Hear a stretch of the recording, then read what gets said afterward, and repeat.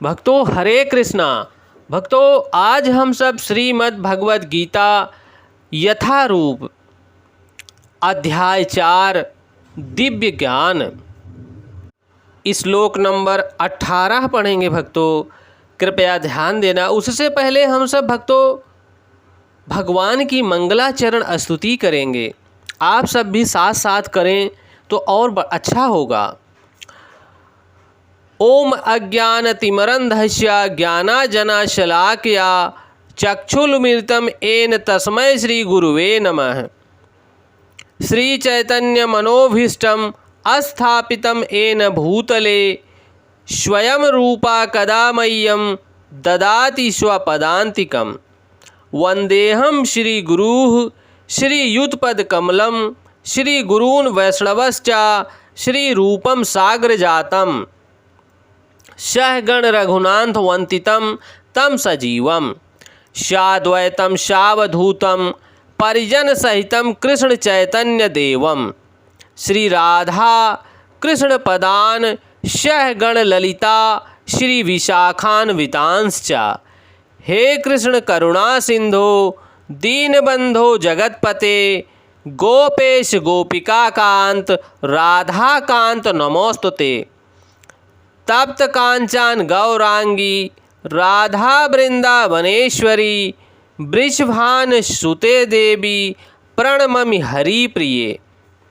वाञ्छाकल्पतरुभ्यश्च कृपा सिन्धुभ्येव एव च पतितानां पावनेभ्यो वैष्णवेभ्यो नमो नमः। जय श्री कृष्ण चैतन्य प्रभु नित्यानंद श्री अद्वैत गदाधर श्री वसादि गौर भक्त वृंद। ओम नमो विष्णुपादाय कृष्ण पृष्ठाय भूतले श्रीमती भक्ति वेदांत स्वामिन इति नामिने। नमस्ते सरस्वती देवी गौरवाणी प्रचारिणे निर्विशेष शून्यवादी पाश्चात्य देश तारिणे। भक्तों यहाँ भगवान इस दिव्य ज्ञान 18वें श्लोक में बोल रहे हैं। कृपया भक्तों ध्यान देना। कर्मणाय कर्मयाः पश्ये कर्मणि च कर्मयाः सा बुद्धिमा मनुष्येषु सा युक्ता कृतार्थ कर्म कृताः। जो मनुष्य कर्म में अकर्म और अकर्म में कर्म देखता है वह सभी मनुष्यों में बुद्धिमान है। भगवान यहाँ बोल रहे हैं भक्तों ध्यान देना कि जो मनुष्य कर्म में भी अकर्म देखता है और अकर्म में भी कर्म देखता है वह मनुष्य सभी मनुष्यों में बुद्धिमान है और सब प्रकार के कर्मों में प्रवृत्त रहकर भी दिव्य स्थिति में रहता है, दिव्य भावना में डूबा रहता है। ऐसा व्यक्ति परम है।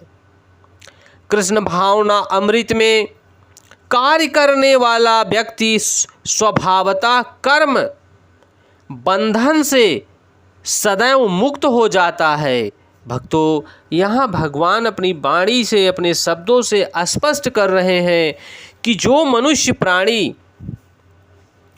कृष्ण भावना अमृत में कार्य करने वाला व्यक्ति स्वभावतः कर्म के बंधन से सदैव मुक्त हो जाता है। उसके सारे कर्म भगवान श्री कृष्ण के लिए होते हैं। अतः कर्म के फल से उसे कोई लाभ या हानि नहीं होती। फलस्वरूप वह मानव समाज में बुद्धिमान होता है। यद्यपि वह कृष्ण के लिए सभी तरह के कर्मों में लगा रहता है। भक्तों यहाँ पर भगवान स्पष्ट समझा रहे हैं कि मनुष्य प्राणी हम सब जन लोग आप सब बुद्धिमान व्यक्ति हैं भक्तों और भगवान के बताए हुए मार्ग पर कार्य करें। जिस प्रकार से अगर अकर्म भी आपके हाथों से हो रहा है तो भगवान के नाम का स्मरण करते हुए करो कि हे प्रभु अगर ये अकर्म भी आप करा रहे हो तो इसके फल के स्रोता आप ही हो। और इसके फल के भोक्ता आप ही हो। मैं तो कर्म कर रहा हूँ, इस कर्म को आपकी बुद्धिमानता, आपकी आज्ञा से कर रहा हूँ। भक्तों, यहाँ अकर्म का अर्थ है कर्म के फल के बिना आसक्ति ना रखना।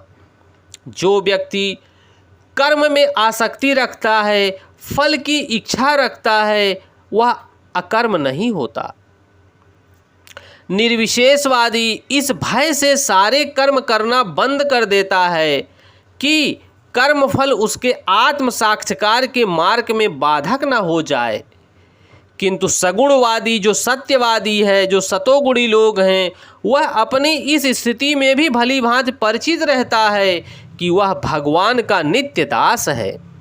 और दास जो भगवान का नित्य सेवक है, प्रभु का सेवक है भक्तों, वो डरता नहीं, वो सदैव अकर्म करता है। अकर्म का अर्थ यही है भक्तों कि जो कर्म हम कर रहे हैं वो सब प्रभु को अर्पित करके कर रहे हैं, और जो भी कर्म हम करेंगे उसका फल भी जो भी होगा भगवान को अर्पित करेंगे। अतः वह अपने आप को कृष्ण भावना के अमृत कार्यों में तत्पर रखता है। यानी जो भी कार्य हम, जो भी नित्य कार्य कर रहे हैं, वो प्रभु की इच्छा से कर रहे हैं, प्रभु को अर्पित करके करता है कि हे प्रभु, ये कार्य जो भी मैं करने जा रहा हूँ, आप इसके भोक्ता हैं, आपकी कृपा से ही ये कार्य हो रहा है, और इस कार्य से निकला हुआ फल वो भी आपका है, और हम भी आपके नित्य दास, आपके सेवक हैं। चूँकि सारे कर्म कृष्ण के लिए होते हैं, कृष्ण के लिए किए जाते हैं, अतः भक्तों इसी प्रकार से हम सबको भगवान की सेवा करनी है। अतः इस सेवा के करने से उसे दिव्य सुख प्राप्त होता है। जो इस विधि में लगे रहते हैं वे व्यक्तिगत इंद्रिय तृप्ति की इच्छा में कभी वापस लौट के नहीं आते। ऐसा मनुष्य दुर्लभ प्राणी, बहुत मुश्किल से विरला मिलता है भक्तों। कृष्ण के प्रति उसका नित्य दास्य भाव, दास्यम भाव उसे सारे भाव बंधन से मुक्त कर देता है, उसे सभी प्रकार के कर्म फलों से मुक्त कर देता है। भगवान का जो दास्य नित्य सेवक बन जाता है।